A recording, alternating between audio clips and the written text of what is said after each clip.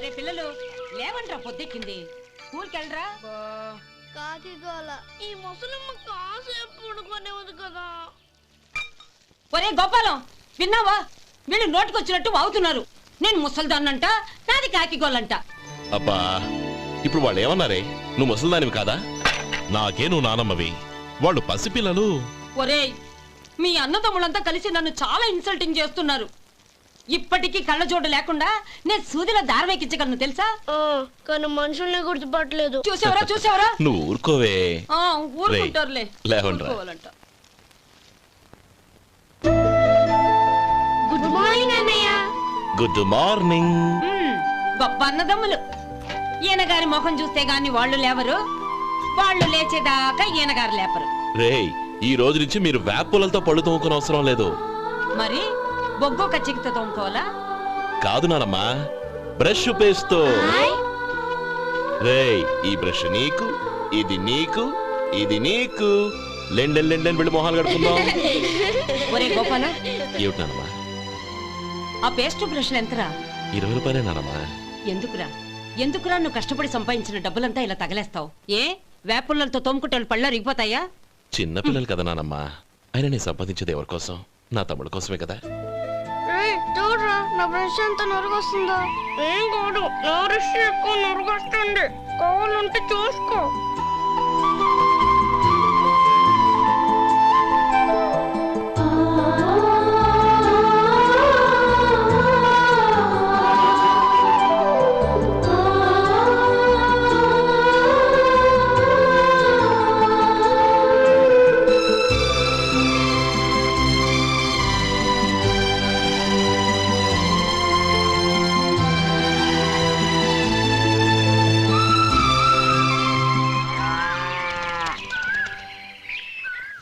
రే గోపాలం, బజార్కి వెళదాం. సాయంత్రం తొందరగా ఇంటికి వచ్చాయి. రేపు వెళ్దాం నానమ్మా. సాయంత్రం నాకు ముఖ్యమైన పని ఉంది. నాకు తెలియనంత ముఖ్యమైన పని ఏముందబ్బా వీడికి?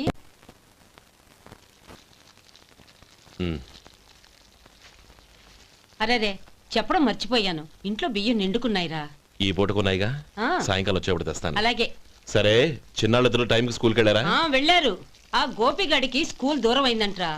రోజు నడవలేకపోతున్నాను, కాళ్ళు లాగుతున్నాయి అంటున్నాడు. వాడికి సైకిల్ కావాలంట్రా. వాడు వెళ్ళి ఎంతసేపు అయింది? ఇప్పుడే. రే, ఎక్కడికి? కాఫీ తాగి వెళ్ళరా. రే తమ్ముడు, రే గోపే, ఆగు. ఏంటన్నయ్య? స్కూల్ బాగా దూరం అయిందిరా. అవునన్నయ్య. కాళ్ళు అవుతున్నాయా? పర్లేదన్నయ్య. సరే, ఓ పని చేయి, నా భుజాల మీద కూర్చో, నేను తీసుకెళ్తాను. అబే వద్దన్నయ్య, ఎవరైనా చూస్తే బాగోదు. ఏంట్రా బాగోదు? నా తమ్ముడిని నేను మోస్తే ఎవరికి రా ఇబ్బంది? దా కూర్చో, దా కాలు పెట్టు. జాగ్రత్తరా.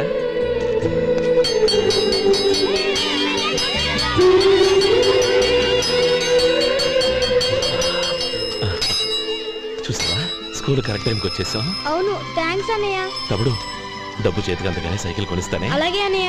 టాటా అన్నయ్య. టాటా.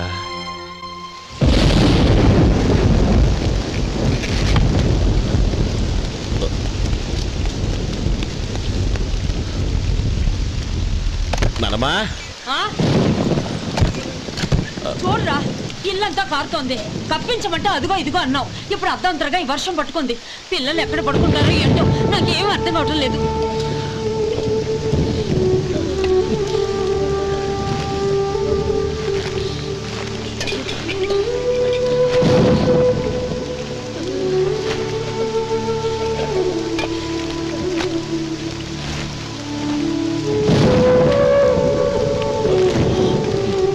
నానమ్మా, కింద తుడిచి పిల్లలకి పక్కై.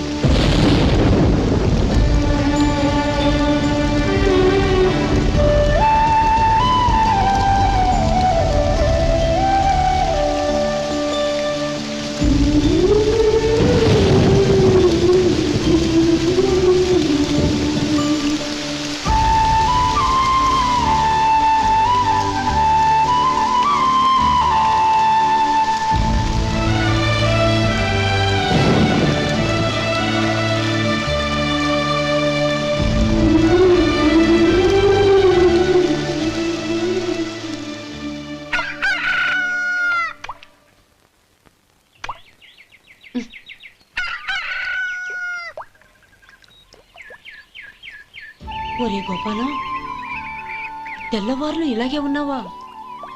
ఒరే, గత జన్మలో నువ్వు వీళ్లకు రుణపడి ఉన్నావు, లేక వచ్చే జన్మలో వీళ్ళు నీకు రుణపడి ఉంటారో తెలీదు గాని నీలాంటి అన్నను నేను ఎక్కడా చూడలేదురా.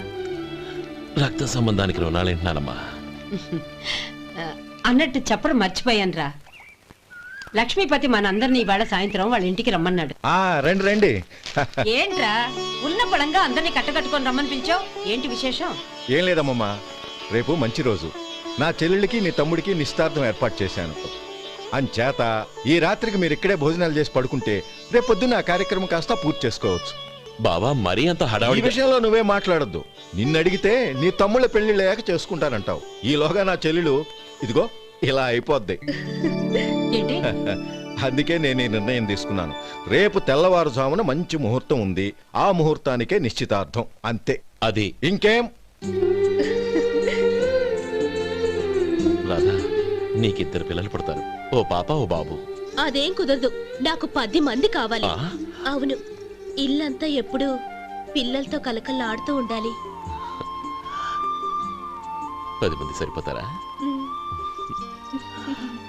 అన్నయ్య అన్నయ్య, అర్జెంట్ గా పాస్కి వెళ్ళాలన్నయ్య. కింద బాత్రూమ్ ఉంది, వెళ్ళు. అక్కడ కనిపించలేదు అన్న. కిందకెళ్ళి వెతుకో, అదే కనబడుతుంది. అన్నయ్య అర్జెంట్ అన్నయ్య, నువ్వు తీసుకెళ్ళవు. అబ్బబ్బబ్బా, విసిగించుకో, ఇక్కడి నుంచి వెళ్ళు. నువ్వు ఉండు రాధా, పదమ్మా, నేను తీసుకెళ్తాను.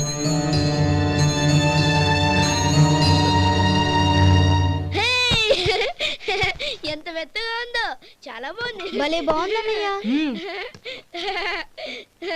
హాయ్.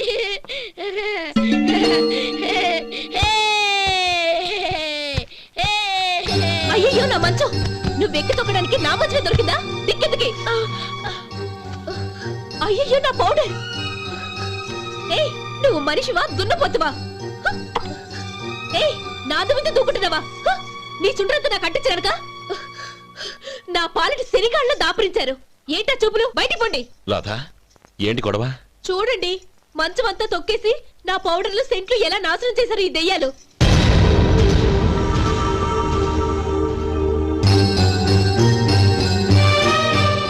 తమ్ముళ్ళు రండి, బయటికి వెళ్ళి ఆడుకుందరు గాని.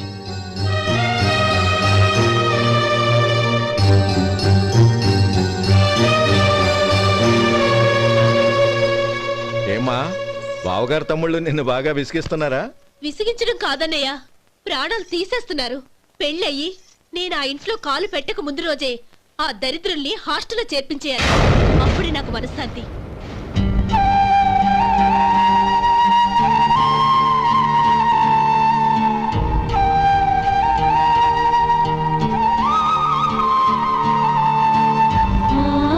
పెళ్ళయ్యి నేను ఆ ఇంట్లో కాలు పెట్టక ముందు రోజే ఆ దరిద్రుల్ని హాస్టల్లో చేర్పించేయాలి.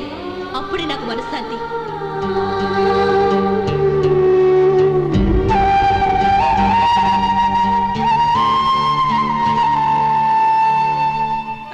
అది ఇలా ఇవ్వండి బాబు. నువ్వు వెళ్ళి కొబ్బరికాయలు తీసుకురా నాయనా. అలాగేనండి. అమ్మా, ఆ పూలు అక్కడ పెట్టండి. ఇవ్వండి. ఏంటి బావా నువ్వు అనేది? అవును బావా, నాకు ఈ పెళ్లి సరిపడదు. నీ చెల్లెలకి వేరే సంబంధం చూసుకో. నీకేమన్నా మతిపోయిందా? ఏం మాట్లాడుతున్నావో తెలిసే మాట్లాడుతున్నావా? అయినా నా చెల్లికొచ్చిన లోటేంటి?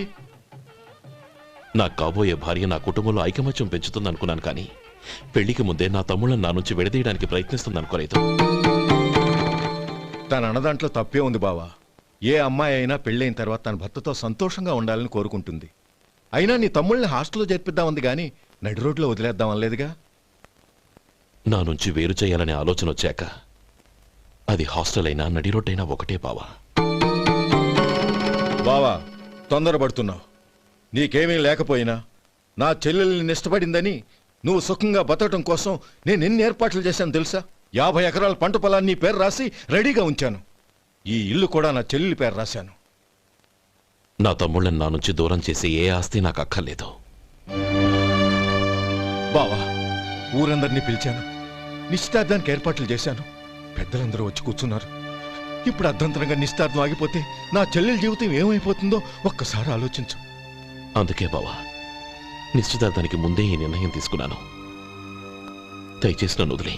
బావా, నా చెల్లెలు నీ పైన మోసుబడిందని నీకు మిల్లులో పనిచ్చి నెల నెలా జీతం ఇస్తున్నాను.